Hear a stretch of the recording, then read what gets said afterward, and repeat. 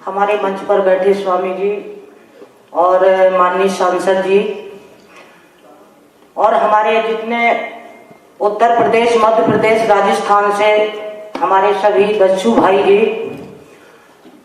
और जयपुर के सभी नगर वासियों को मैं खम्मा गढ़ी।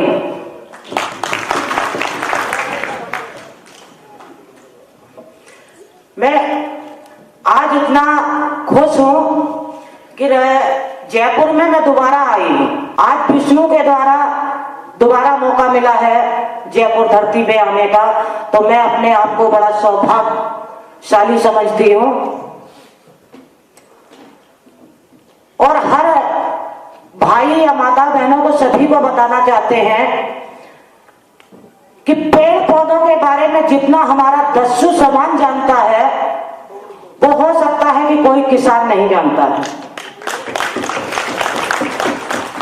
क्योंकि दस्यु जीवन में जब वो रहा है तो सिर्फ एक पेड़ की छाया मिलती थी और वरना दूसरे किसी की छाया नहीं मिलती थी। हमारे सर के ऊपर छत नहीं होती थी, चाहे वो गर्मी का महीना हो या सर्दी का महीना हो या बारिश का महीना हो। तो मैं आप लोगों को बताना चाहते हैं, इतना घना जंगल हुआ करता था, हम लोग कभी ये नहीं डरते थे कि हमें सांप काटेगा, कभी बिच्छू काटेगा, लेकिन भगवान ने इतना साथ दिया है कि आज दिन तक किसी दस्यु को ना कभी सांप ने काटा है, ना कभी बिच्छू ने काटा है, और ना आपने कभी सुना होगा। हमारी 1-1.5 साल पहले विष्णु लामा जी से मुलाकात दिल्ली में हुई थी, तब भी चर्चा काफी हुई थी। तो हमने लामा जी से ये भी पूछा हमने कि लामा जी हमारा नंबर कहां से मिला, तो इनने हमें हंसते हुए टाल दिया था, लेकिन इनने बताया नहीं था। जब इनने पूरा अपने संस्था के बारे में बताया तो हमने कि चलिए मैं आपके साथ में हूं। और हर व्यक्ति से यही कहने चाहते हैं कि एक पेड़ा काटने से पहले उसको पहले 5 पेड़े लगा देना चाहिए। अगर एक को काट रहे हो तो 5 पहले लगा दो, उसके बाद में काटिए। ये बताइए ऐसा कौन सा शख्स है जिसको लकड़ी की जरूरत नहीं पड़ती है?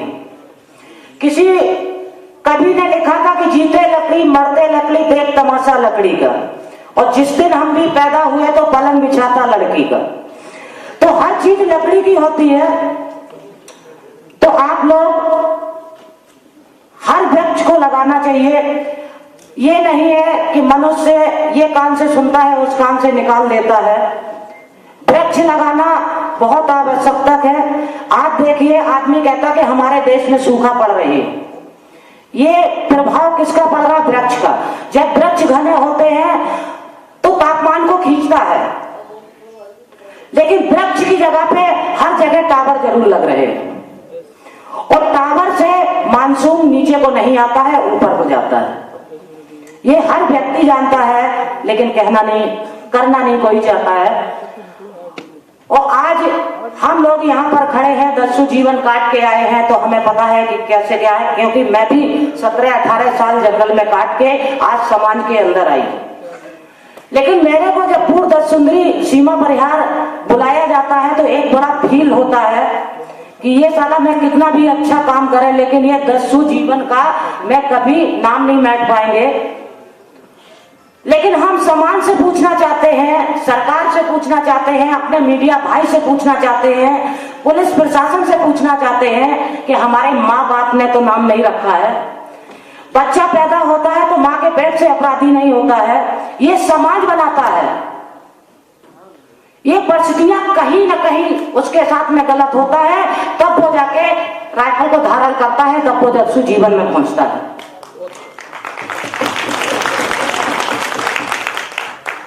और मैंने ये भी देख लिया है कि सरकार के यहाँ बहुत बड़े वादे होते हैं, इतने वादे होते हैं कि उनको लालच दिया जाता है कि अपने समाज के अंदर आज समाज में जीने का उनको मौका मिलेगा। मैं सरकार से अनुरोध करती हूँ, ये तो वादे कर देते हैं, लेकिन बातें फिर दस्यु लोगों को देते क्यों नहीं है? इतना अधिकार देते क्यों नहीं है? इतना वन विभाग चला रहे हैं। आज मैं वन विभाग वालों से पूछ रहे, सरकार से पूछ रहे कि उन्हें वृक्षा की सुरक्षा कर पाई है? जो जंगल आज के 20 साल पहले जितना था उससे आपको 2% नहीं मिलेगा। जब मैं लोग दस्यु जीवन में थे तो जंगल इतना हरा भरा था कि जंगल से हटने का कभी मन नहीं होता था। क्या मनुष्य अकेले थोड़ी रहता, कितना हमारे पशु पक्षी रहते हैं, कितना हमारा जीव जंतु पेड़े की छाई में रहता है। तो मैं तो हर व्यक्ति से अनुरोध करती हूं कि हर व्यक्ति वृक्ष को लगाना चाहिए, और जितना भाई आगे को मिलते जाए उनसे भी कहते जाओ कि वृक्ष लगाना बहुत जरूरी है। ये हमारी धरती का श्रृंगार है, और जब वृक्ष कट जाते हैं तो बिल्कुल उजड़ी सी जमीन लगती है। तो हम तो आप लोगों के सामने बिल्कुल अनजान बड़े खड़े हैं, मैं इतना नहीं जानते हैं, और जो गलती हुई होगी तो उसको क्षमा चाहती हूँ, क्योंकि हमसे बहुत बड़े हमारे दस्यु भाई भी बैठे हैं, हमारे सांसद जी बैठे हैं, हमारे स्वामी जी बैठे हैं। मैं क्षमा चाहती हूँ कि शायद मैं कुछ गलत बोल गई हूं, लेकिन एक चीज को मैं जरूर कहना चाहते हैं कि जो सरकार मिशन निकाल रही है, तो मैं तो कहते हैं कि हर दस्यु भाई को जोड़े। जो उनके नेता नहीं कर पाते हैं काम, मैं 6 महीना में करके दिखाई देते हैं। क्योंकि मैं जंगल में जरूर रहे हैं, जिस क्षेत्र में रहे हैं, चाहे वो उत्तर प्रदेश हो या मध्य प्रदेश हो या राजस्थान की सीमा हो, मैंने कहीं पर व्यवहार खराब नहीं किया है। जहां पर किया है तो अच्छा किया है। और अगर मैं खराबी करके आती तो आज हमारे दस्यु जीवन का इतिहास देखते हुए समाज हमें कोई सम्मान नहीं देता, इज्जत नहीं देता। मैं हर जगह घूमती हूँ, अब चाहे वो यूपी हो या एमपी हो या राजस्थान हो या महाराष्ट्र हो या बंगाल हो, मैं हर जगह जाती हूँ।